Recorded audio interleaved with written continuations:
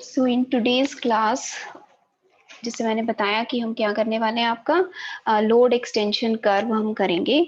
लेकिन उससे पहले जो हमारा कल का टॉपिक था उसको हम पहले कंप्लीट करेंगे और फिर आगे हम करेंगे आपका लोड एक्सटेंशन कर्व।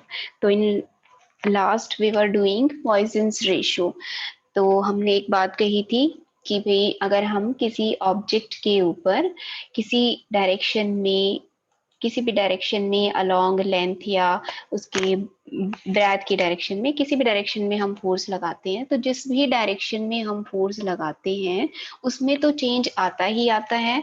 उसके लेटरल डायरेक्शन में भी हम कोई ना कोई चेंज उसमें ऑब्जर्व करते हैं। जैसे यहाँ पे देखिए, ये आपका एक एग्जांपल है, कोई सॉलिड सिलेंडर है और सॉलिड सिलेंडर के एंड्स पे हमने एफ अमाउंट में फोर्स इसके दोनों एंड्स के ऊपर अप्लाई किया है।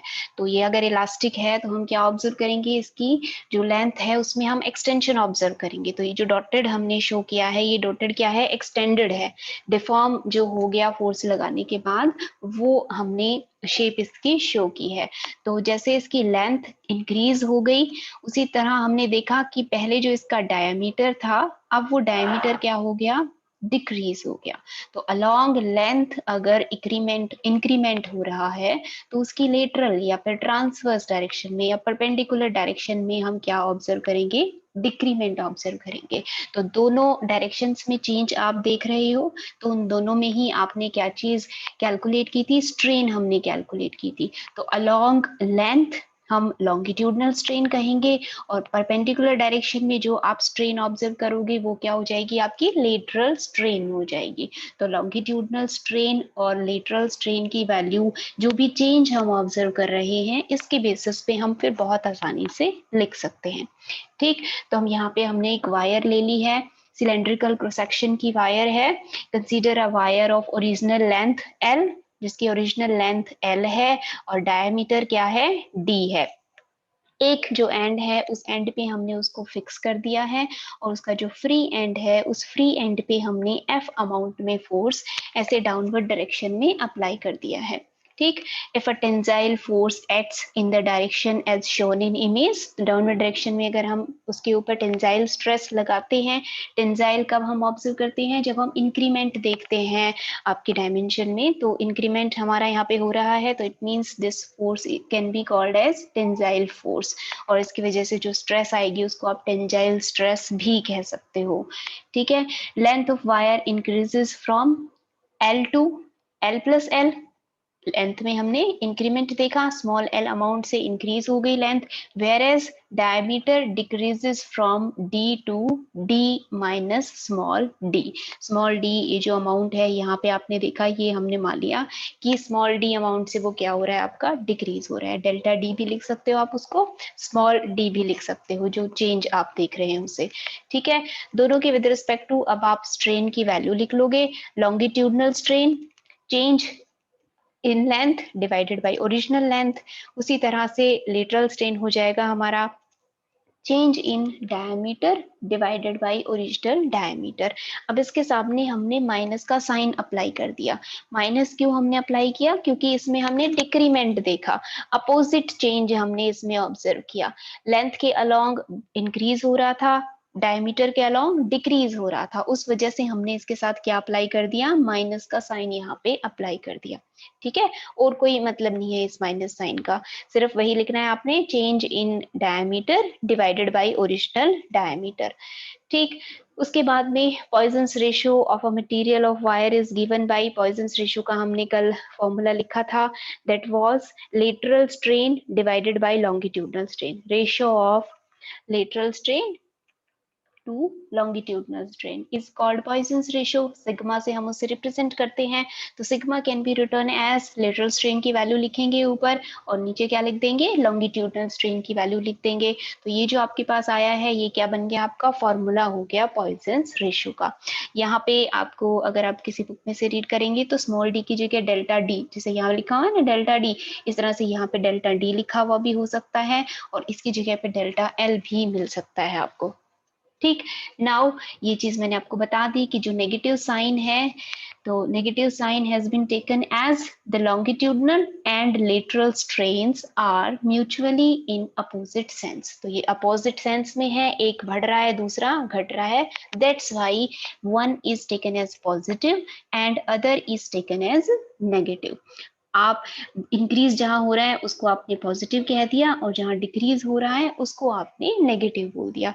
आप उल्टा भी मान सकते थे, एक को अगर डायमीटर वाले चेंज को आप पॉजिटिव कहते तो लेंथ वाले चेंज को आप फिर नेगेटिव कहना पड़ता आपको, क्योंकि वो उसके अपोजिट था। ठीक। अब इसके बाद में इसका अगर हम यूनिट देखें कि what is unit of Poisson's ratio, तो पॉइजन्स रेशियो क्या है आपका, दो सेम क्वांटिटीज का आपका रेशियो है, और उन दोनों क्वांटिटीज की भी कोई यूनिट नहीं होती, स्ट्रेन की कोई यूनिट नहीं होती है। तो यहाँ पे पॉइजन्स रेशियो भी क्या हो जाएगी, एक डायमेंशन लेस क्वांटिटी हो जाएगी, और उसकी कोई भी यूनिट नहीं होती है, वो प्योर एक नंबर होता है पॉइजन्स रेशियो। नाउ ये जो नंबर है पॉइजन्स रेशियो, या फिर ये जो आपका इलास्टिक कांस्टेंट है, फोर्थ इलास्टिक कांस्टेंट, इसकी वैल्यू किस चीज पर डिपेंड करती है? It's value depends only upon the nature of material. किस मटेरियल का आपका बॉडी या ऑब्जेक्ट बना हुआ है, उस पर ही डिपेंड करती है पॉइजन्स रेशियो की वैल्यू। ठीक। जितने भी मटेरियल्स हैं आपके, elastic materials, elastic solid materials, for most of the materials its value lies between 0.2 to 0.4। 0.2 से लेके 0.4 के बीच में इसकी वैल्यू आपकी एग्जिस्ट करती है। ठीक। उसके बाद में अगर ये एक आपका स्पेशल केस है, if a body is perfectly incompressible, जिसको हम कंप्रेस ही नहीं कर सकते। परफेक्टली इनकम्प्रेसिबल का मतलब है चाहे हम बाहर से कितना भी फोर्स प्रेशर उसके ऊपर अप्लाई करें, उसका जो शेप है उसमें किसी भी तरीके का चेंज आप अगर ना ऑब्जर्व करो, ठीक है, उस तरह की ऑब्जेक्ट है। मतलब वॉल्यूम उसका जैसा है वैसा का वैसा बना रहे हैं। जब हम प्रेशर लगाते हैं तो वॉल्यूम में हम चेंज देखते हैं, किसी भी तरीके का चेंज अगर हम वॉल्यूम में ऑब्जर्व ना करें, then in that case the body under strain suffers no change in volume, and the value of Poisson's ratio has maximum value which is 1/2 or 0.5। तो किसके लिए? परफेक्टली इनकम्प्रेसिबल ऑब्जेक्ट्स के लिए पॉइजन्स रेशियो की जो value है वो क्या होती है? मैक्सिमम होती है, एंड दैट इज 0.5। अब हमें ये बात पता है कि नेचर में कोई भी ऑब्जेक्ट या कोई भी बॉडी परफेक्टली इनकम्प्रेसिबल नहीं होता। तो अगर इनपरफेक्ट होते हैं सारे ऑब्जेक्ट्स, इसका मतलब क्या है? जैसे ही हम उनके ऊपर फोर्स लगाएंगे किसी ना किसी तरीके का चेंज हम ऑब्जर्व करेंगे। ठीक। तो इस तरह ये जो मैक्सिमम वैल्यू है ये आपकी एग्जिस्ट ही नहीं करती है। वैल्यू जो है आपकी 0.4 तक ही होती है सभी मटेरियल्स के लिए। ठीक है। अब ये जो आपने बात कही अभी अभी, ये जो स्पेशल केस आपने कहा, इसको हमें प्रूव करके दिखाना है कि मैक्सिमम वैल्यू इसकी 1/2 के बराबर हो सकती है। ठीक। उसके लिए मैंने क्या लिख लिया? आपका वॉल्यूम लिख लिया। जो आपको वायर दी हुई है कैपिटल वी मान लेते हैं कि क्या है, उसका ओरिजिनल वॉल्यूम है उस वायर का, जिसकी लेंथ L है और डायमीटर D है। देन वॉल्यूम उसका क्या हो जाएगा आपका?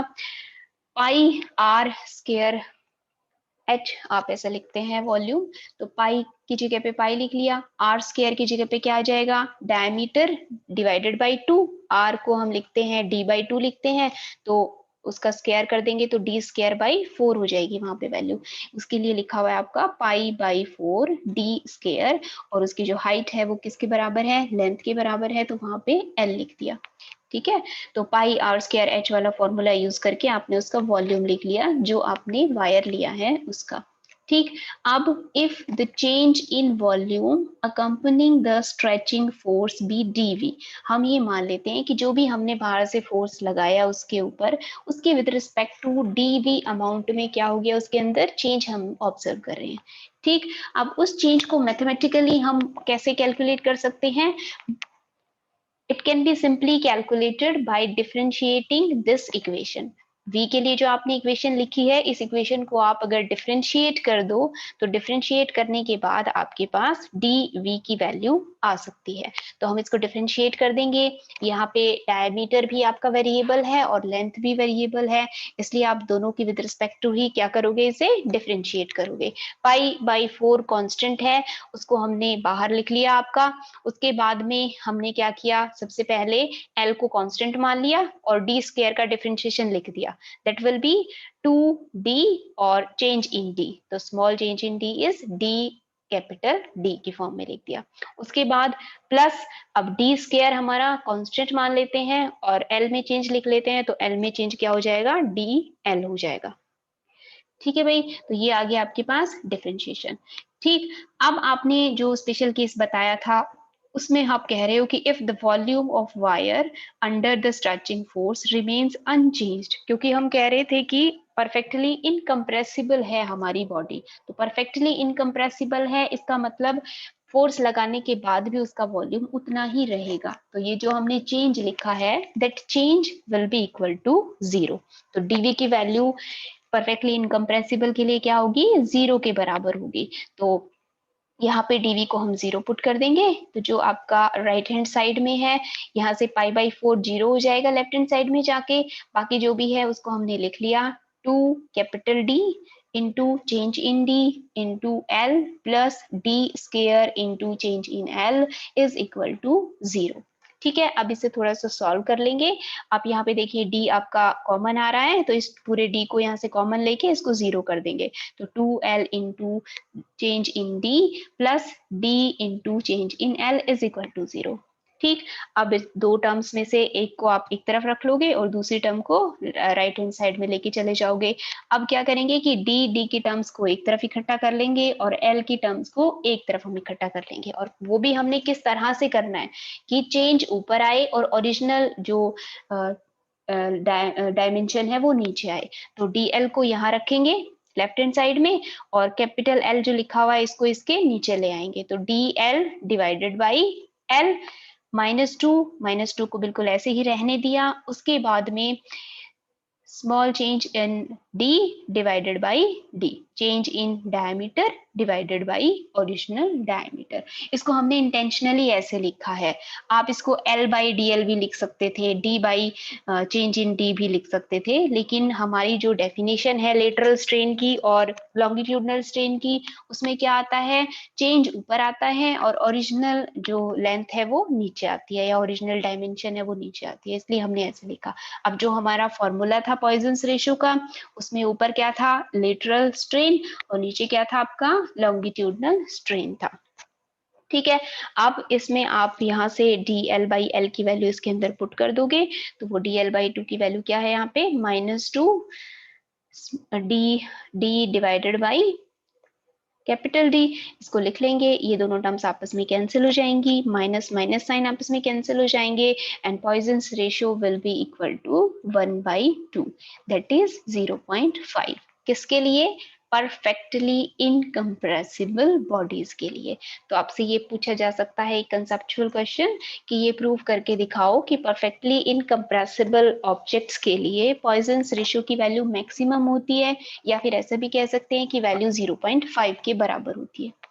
ठीक है भाई, अब ये जो यहाँ पे आपने लिखा ना इन बिटवीन, ये भी हम आगे प्रूव करके दिखाएंगे आपके कि ये जो वैल्यू है ये आपकी इसके बीच में एग्जिस्ट करती है। तो जब हम आपके इलास्टिक कांस्टेंट्स के बीच में रिलेशन निकाल लेंगे, तो वो रिलेशंस निकालने के बाद उनकी हेल्प से हम ये चीज प्रूव करके दिखाएंगे कि पॉइजन्स रेशियो की वैल्यू 0.2 से 0.4 के बीच में एग्जिस्ट करती है।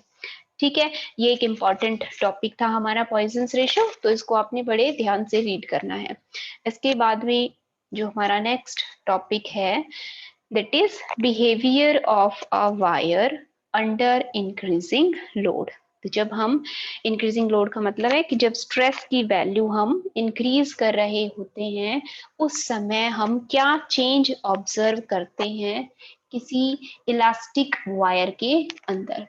ठीक है, इलास्टिक वायर आपका सिंपल क्या हो सकता है, एक रबर बैंड हो सकता है, या जो रबर का छल्ला आप नॉर्मली यूज करते हो चीजों को बांधने के लिए, उस रबर का आप एग्जांपल देख सकते हो।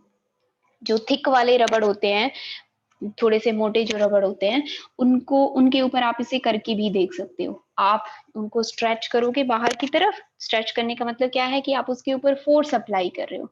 तो कंटिन्यूअसली जब आप उसके ऊपर फोर्स अप्लाई करते जाते हो तो उसके अंदर क्या क्या चेंजेस आप ऑब्जर्व करते हो, वही यहाँ पे हमने डायग्रामेटिकली आपका शो किया है। तो पहले मैं इस डायग्राम को एक्सप्लेन करती हूँ, उसके बाद में जो भी यहाँ पे हमने पॉइंट्स लिखे हुए हैं वो वन बाय वन हम डिस्कस करेंगे।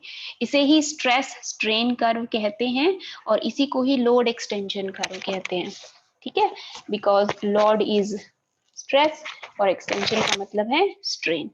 ठीक, तो हम क्या देखते हैं, ये जो हमारा डायग्राम बना हुआ है, इस डायग्राम में स्ट्रेस की वेरियस वैल्यूज हमने देखी और स्ट्रेन की वेरियस वैल्यूज हमने देखी एक्सपेरिमेंट जब हम कर रहे थे, और उसके बाद में उनको यहाँ पे हमने प्लॉट कर दिया इस डायग्राम में।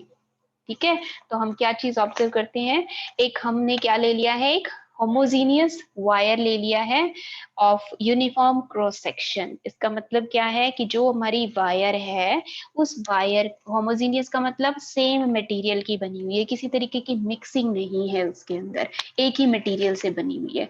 यूनिफॉर्म क्रॉस सेक्शन का मतलब क्या है, शुरू से लेके आखिर तक उसका जो क्रॉस सेक्शन है वो क्या है, आपका कांस्टेंट है, सेम वैल्यू है। एक एंड पे क्रॉस सेक्शन की वैल्यू जो है, दूसरे एंड पे भी क्रॉस सेक्शन की वैल्यू वही है। ठीक है, उसका मतलब है यूनिफॉर्म क्रॉस सेक्शन। उसके ऊपर हमने क्या किया है, इंक्रीजिंग लोड हम उसके ऊपर अप्लाई कर रहे हैं। एक्सटेंशन उसके अंदर जो प्रोड्यूस होगी, वो किस तरीके की एक्सटेंशन प्रोड्यूस होगी, वो मैंने बताया कि इस डायग्राम में आपने शो कर रखी है। इस डायग्राम में देखिए, आपका ये जो पॉइंट है ओ, ये हमारा सेंटर है या रेफरेंस पॉइंट है, जहां पे स्ट्रेस भी जीरो है और स्ट्रेन भी जीरो है। मतलब ओरिजिनल जो आपकी कॉन्फ़िगरेशन है इलास्टिक ऑब्जेक्ट की या रबड़ की हम बात कर रहे हैं, तो ये वो ओरिजिनल कॉन्फ़िगरेशन है। अब जब हम उसके ऊपर स्ट्रेस अप्लाई करते जाते हैं, ये जो सबसे पहले हमने क्या किया, यहाँ पे दिख रहा है कि स्ट्रेस की वैल्यू हमने इंक्रीज की है, तो अप टू पॉइंट ओ से लेके ए पॉइंट तक, वो ओरिजिन है, और ए पॉइंट तक हम क्या देख रहे हैं, हमने यहाँ पे स्ट्रेट लाइन यहाँ पे ड्रॉ की हुई है। इसका मतलब क्या है, स्ट्रेट लाइन का मतलब है जैसे जैसे स्ट्रेस इंक्रीज कर रहे थे, स्ट्रेन की वैल्यू भी क्या हो रही थी, इंक्रीज होती जा रही थी। ठीक, और इसको हम क्या कहते हैं, आपका प्रोपोर्शनल लिमिट भी कहते हैं इस ए पॉइंट को। प्रोपोर्शनल लिमिट का मतलब क्या है कि up to a stress and strain are directly proportional. Stress और स्ट्रेन की वैल्यू क्या है, डायरेक्टली प्रोपोर्शनल है। इट मींस हुक्स लॉ जो है वो हमारा बहुत अच्छे से इसमें फॉलो होता है। ठीक, इसके बाद में स्लाइड थोड़ा सा हम, और ये जो हमने इंक्रीज दिया है बी पॉइंट तक, यहाँ तक जो बी है, इस बी के बाद आप ऑब्जर्व करोगे कि आपको बिना स्ट्रेस की वैल्यू इंक्रीज किए आप क्या ऑब्जर्व करोगे, स्ट्रेन की वैल्यू ऑब्जर्व करते हो। चेंज जो उसके अंदर एक्सटेंशन प्रोड्यूस हो रही थी, वो एक्सटेंशन हम ऑब्जर्व करते हैं, तो वो बी पॉइंट के बाद ऐसा होता है। तो ये जो बी पॉइंट है, इस बी पॉइंट की विद रिस्पेक्ट टू आपकी जो स्ट्रेस की वैल्यू है, उसको हम क्या कहते हैं, इलास्टिक लिमिट बोलते हैं। इलास्टिक लिमिट का मतलब क्या है कि अप टू दिस पॉइंट जो आपका, आपने जो भी स्ट्रेस अप्लाई की थी रबड़ के ऊपर, जैसे ही आप स्ट्रेस हटा देते हो, आपका जो रबड़ था वो अपनी ओरिजिनल कॉन्फ़िगरेशन में वापस आ जाता है। कहाँ तक, अप टू बी पॉइंट। तो बी पॉइंट तक आपने जो भी स्ट्रेस की वैल्यू अप्लाई की है, आप जब भी जैसे ही स्ट्रेस रिमूव करते हो, वो कहाँ आ जाता है, ओ पे रिटर्न कर जाता है। ठीक है, अब उसके बाद वापस रिटर्न कर जाता है। ये चीज हमने कहाँ पढ़ी थी, ये किसके अंदर होता है, ये विद इन इलास्टिक लिमिट ऐसा होता है। इसीलिए इस बी पॉइंट को हम क्या कह रहे हैं, आपका इलास्टिक लिमिट कह रहे हैं। किसी किसी पॉइंट पे इस बी को हम क्या कहते हैं, यील्ड स्ट्रेस भी बोलते हैं। यील्ड का मतलब क्या है कि इसके जस्ट बाद क्या होने लगता है, एक्सटेंशन प्रोड्यूस होने लगती है वायर में। ठीक है, बिना कुछ ज्यादा स्ट्रेस लगाए एक्सटेंशन हमें दिखने लगती है, तो इस वजह से इसको यील्ड पॉइंट कहा हुआ है। अब आफ्टर बी, बी के बाद क्या होता है, हम थोड़ी सी स्ट्रेस और बढ़ाते हैं, सी पॉइंट जो ये यहाँ पे दिखाया हुआ है, सी पे हम क्या कहते हैं, थोड़ी सी मैंने स्ट्रेस इंक्रीज की। ठीक है, उस स्ट्रेस की वैल्यू के बाद जब मैंने उस स्ट्रेस को रिमूव किया, तो रिमूव करने के बाद क्या होना चाहिए था, ओरिजिनल कॉन्फ़िगरेशन में जाना चाहिए था, लेकिन सी पॉइंट पे जब हम स्ट्रेस हटाते हैं तो हमारा ऑब्जेक्ट ओरिजिनल कॉन्फ़िगरेशन में लौटने की बजाय कहाँ पे रिटर्न करता है, इस पी पॉइंट पे रिटर्न करता है। इसका मतलब क्या है, ओ पी स्ट्रेन उसके अंदर आपकी बनी रह गई, डिफॉर्मेशन उसके अंदर प्रोड्यूस हो गई, एक परमानेंट डिफॉर्मेशन प्रोड्यूस हो गई जो कि उसके अंदर रह जाती है, रिटेन कर जाती है। ठीक है, तो ये जो आप यहाँ पे ऑब्जर्व कर रहे हो कि वो ओरिजिनल कॉन्फ़िगरेशन में आने की बजाय कहाँ पे आया, थोड़ी सी इंक्रीज लेंथ के साथ हमें दिखाई दे रहा है। तो वो जो इंक्रीमेंट वहां पे प्रोड्यूस हो जाता है, उस इंक्रीमेंट को क्या कहते हैं, परमानेंट सेट बोलते हैं। ठीक है, उसके बाद क्या होता है, इस सी पॉइंट के बाद, इसके बाद हम अचानक से ये चीज ऑब्जर्व करते हैं कि जैसे जैसे हम थोड़ा सा और इलास्टिक लिमिट से ऊपर स्ट्रेस इंक्रीज करते हैं तो हमारा सी पॉइंट आता है। अब सी के बाद बिना किसी इंक्रीज के हम आपका क्या ऑब्जर्व करते हैं, स्ट्रेन की वैल्यू हम ऑब्जर्व करते हैं। ठीक है, हल्का सा अगर आप उस पर थोड़ा भी फोर्स उसके ऊपर अप्लाई करते हो तो आप वहां पे एक स्ट्रेन की वैल्यू मतलब कि एक्सटेंशन उसके अंदर हम ऑब्जर्व करते हैं। ठीक है, और इस डी पॉइंट पे जो भी आपकी स्ट्रेस की वैल्यू है, इसके बाद आपको क्या होता है कि आपका जो रबड़ के अंदर जो एक्सटेंशन है वो आपकी बिना कोई वैल्यू इंक्रीज किए ही आपकी स्ट्रेन की वैल्यू उसमें इंक्रीज हो जाती है। अब ये वाला जो डायग्राम है इसमें इन्होंने जो दिखाया है, तो ये स्ट्रेन यहाँ पे देखो, इन्होंने स्ट्रेस की वैल्यू थोड़ी सी ज्यादा दिखा दी है। स्ट्रेन तो हमारी इंक्रीज हो ही रही है, लेकिन उसके साथ साथ यहाँ पे ये दिखा रहा है कि स्ट्रेस की वैल्यू भी थोड़ी सी यहाँ पे इस डी से देखो, यहाँ से लेके यहाँ तक इंक्रीज हो रही है। तो आपके बहुत सारे मटेरियल्स होते हैं, उन मटेरियल्स के विद रिस्पेक्ट टू आपका इस तरीके का कर्व बन सकता है। तो ये उन्हीं में से किसी मटेरियल के विद रिस्पेक्ट टू कर्व है। नेक्स्ट पेज पे मैंने आपको जो डायग्राम बना के दिखाया है वो आपका कन्वेंशनल डायग्राम है, मतलब कि जो आप स्टैंडर्ड आपकी बुक्स में बना हुआ होता है। उसमें क्या होता है कि ये जो डी पॉइंट है, ये डी वहां पे नहीं लिया हुआ होता है, सी के बाद इसको ऐसे सीधे सीधे हॉरिजेंटली लिया हुआ होता है वाई तक, और ई बनाया हुआ होता है, और फिर उसके बाद में हम सीधा एफ दिखा देते हैं। उसका क्या मतलब है, जो अभी मैं बात कह रही थी कि इस यील्ड पॉइंट के बाद डी जो है इसको हम लोअर यील्ड पॉइंट कहते हैं, मतलब कि कोई लोअर स्ट्रेस की वैल्यू जिसके ऊपर बिना स्ट्रेस लगाए स्ट्रेन की वैल्यू आपकी कंटिन्यूअसली प्रोड्यूस होती जाए, उसको हम कहते हैं आपका यील्ड पॉइंट। ठीक है, ये आपका अपर यील्ड पॉइंट होता है और ये होता है हमारा लोअर यील्ड पॉइंट। तो अपर और लोअर डिस्कस करने की बजाय जैसे मैंने अभी बताया आपको, सी के बाद हम कह देते हैं कि आपका जो पॉइंट है वो यील्ड पॉइंट है, और उसके बाद बिना स्ट्रेस की वैल्यू अप्लाई किए आप एक्सटेंशन अपनी वायर में ऑब्जर्व करते हो। एक्सटेंशन का मतलब स्ट्रेन की वैल्यू रैपिडली इंक्रीज होती चली जाती है। ठीक है, रैपिडली इंक्रीज होते होते ये जो y हमने बीच में बनाया है आपका, इस y पॉइंट के बाद हम क्या चीज ऑब्जर्व करते हैं, अब ये जो हमने रैपिड इंक्रीज यहाँ पे शो किया, अब इसका जो भी इलास्टिक नेचर था इस रबड़ का, वो इलास्टिक नेचर क्या हो चुका है आपका, किसी तरीके से वो बहुत ही कम हो गया है, और जो एक्सटेंशन प्रोड्यूस होती जा रही है रैपिडली, उसकी वजह से वो किस तरीके का नेचर शो करने लग गया है, प्लास्टिक नेचर शो करने लग गया है। तो इसी वजह से आपका ये जो रीजन है, इस रीजन को हम प्लास्टिक रीजन भी बोलते हैं, कि हमारा जो मटेरियल है वो इस रीजन में प्लास्टिक मटेरियल्स की तरह से बिहेव करने लग गया है। तो ये आपकी रीजन ऑफ प्लास्टिसिटी भी होती है। तो उस रीजन ऑफ प्लास्टिसिटी में एक ऐसा पॉइंट आपका आता है जो कि यहाँ पे डायग्राम में आपको वाई दिखाई दे रहा है। इस वाई के बाद बिना किसी इंक्रीमेंट के आपकी जो रबड़ है या जो भी आपकी वायर है, उस वायर की जो डायमीटर है वो आपकी बहुत ही स्लोली स्लोली डिक्रीज होती जाती है। इस पूरे रीजन में डी से लेके ई तक आपकी जो डायमीटर है ना, वो स्लोली स्लोली डिक्रीज होती जाएगी, क्योंकि एक्सटेंशन अगर उसमें होती जाएगी कंटिन्यूअसली तो जो डायमीटर है वो हमारा डिक्रीज होता चला जाएगा। और वाई के बाद हम सडन कुछ आपके नेक्स एंड वेस्ट यहाँ पे ऑब्जर्व करते हैं, जिसमें कि किस तरीके से नेक्स्ट एंड वेस्ट की बात कर रहे हैं हम, कि पहले इस तरह से इंक्रीमेंट होता जा रहा था, उसके बाद आप सडनली इस तरीके के चेंजेस ऑब्जर्व कर रहे हो। आपने अगर कभी रबड़ को खींच के बार बार उस पे फोर्स अप्लाई किया होगा, तो ये चीज ऑब्जर्व भी की होगी कि पहले तो वो सीधा सीधा एक्सटेंड होता है और सीधे सीधे एक्सटेंड होने के बाद में फिर आप उसमें इस तरह से कुछ जिगजैग उसमें इंक्रीमेंट और डिक्रीमेंट ऑब्जर्व करते हो उसकी शेप में। तो उसको हम कहते हैं कि कुछ नेक्स और ट्विस्ट हमें ऑब्जर्व होते हैं। और ई पॉइंट जो कि रीजन ऑफ प्लास्टिसिटी में ही हमारा एग्जिस्ट कर रहा है, ई पॉइंट,